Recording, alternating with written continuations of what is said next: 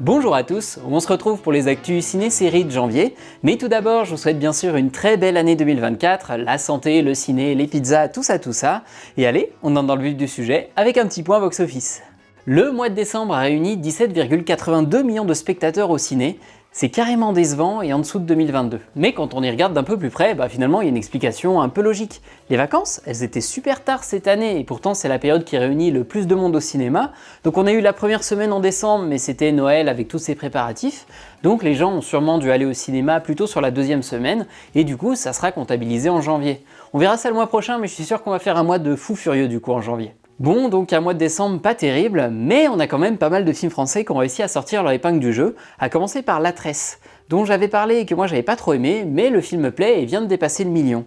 L'autre film qui fonctionne bien, c'est la comédie Chasse gardée, qui fait un super score et vient aussi de dépasser le million en quelques jours, et lui il ira beaucoup plus loin. On peut aussi saluer la belle performance de Vermine, c'est un film d'horreur français sur une invasion d'araignées. Rien que d'en parler, ça me fait flipper. Le film réalise un très joli démarrage et les retours des spectateurs et des critiques sont super bons, donc le film devrait aller loin et il devrait en plus motiver les réalisateurs et les producteurs à faire d'autres films d'horreur, d'autres films de genre, et ça c'est cool. On en reparle le mois prochain pour savoir jusqu'où il va. Et sinon, la petite pépite de décembre, c'était Mars Express, un dessin animé de science-fiction français. Il a réuni presque 200 000 spectateurs. Alors comme ça, 200 000, ça paraît pas incroyable, mais le film est sorti dans peu de cinéma, il a fait une sortie un peu confidentielle, il était amené à se casser la figure, et finalement, grâce à un excellent bouche à oreille, il s'en sort avec un très beau succès. Et sinon, la grosse sortie française de décembre, c'était bien sûr Les Trois Mousquetaires Milady, qui a fait un démarrage en demi-teinte. C'est pas catastrophique, mais c'est un poil décevant parce que c'est pas au niveau du premier volet. Le premier volet, il avait fait 3,4 millions à l'issue de son exploitation. Là, le deuxième vient de dépasser les 2 millions, du coup, il fera pas le même score que le premier. Mais bon, il arrive quand même plutôt bien à se maintenir malgré un début un peu compliqué, donc ça va, il va sauver l'honneur. Côté déception, Jeff Panaclock, dont j'avais parlé, devrait faire autour de 400-500 000 entrées. C'est correct, c'est même un beau score, mais vu que le film a quand même coûté cher, 10 millions d'euros, forcément ça en fait une petite déception. Gros gadin pour Une affaire d'honneur avec Roche Dizem et Dora Tillier qui a jamais trouvé son public. 100 000 spectateurs la première semaine alors que le budget est estimé à plus de 10 millions, c'est carrément décevant. Et grosse désillusion pour Noël Joyeux, la comédie avec Franck Dubosc, qui va faire moins de 200 000 entrées. Au vu de son casting et de son budget de 9 millions, c'est un beau gadin aussi. Et maintenant qu'on est en 2024, on va pouvoir faire un point sur le box-office global de 2023 et la fréquentation des salles de ciné. 2023, c'est la première année sans aucune restriction sanitaire. Il y en avait encore en 2022, là en 2023, il n'y a plus rien. Donc c'était une année qui était un peu attendue au tournant. Est-ce qu'on allait retrouver enfin les niveaux d'avant Covid ou ça allait être encore une année un peu de transition, une année un peu terne? Et les cinémas ont enregistré 181 millions d'entrées, c'est près de 20% de plus qu'en 2022, donc c'est un sacré bond en avant et globalement c'est une année très positive pour le cinéma français. Bon, on fait mieux qu'en 2022, mais on n'est toujours pas revenu au niveau d'avant Covid, on est en recul d'environ 13% par rapport à la période 2017-2019, mais on s'en rapproche quand même de plus en plus. Et au-delà des chiffres bruts, il y a pas mal d'indicateurs qui permettent d'être optimiste. Déjà, la France, c'est le pays européen qui connaît la reprise la plus dynamique. Donc ça, c'est super cool. La France, ça reste une terre de cinéma, on aime aller au ciné, on y va d'ailleurs beaucoup plus qu'en Europe, et le Covid n'a pas entaché cette dynamique. Deuxième indicateur positif, la part des films français est super élevée. Sur 10 spectateurs, il y en a environ 4 qui vont aller voir un film français. Toujours quand on compare avec nos voisins européens, c'est beaucoup. En Europe, on va beaucoup plus facilement voir des films hollywoodiens, et nous, en France, on va de plus en plus voir des films français.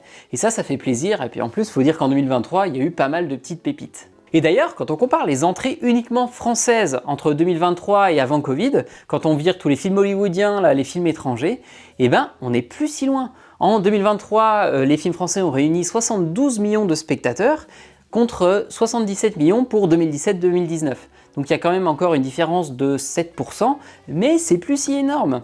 Bon, cet amour pour le cinéma français, faut quand même le mettre en perspective d'un événement qui s'est passé aux États-Unis, la grève des scénaristes et des acteurs à Hollywood.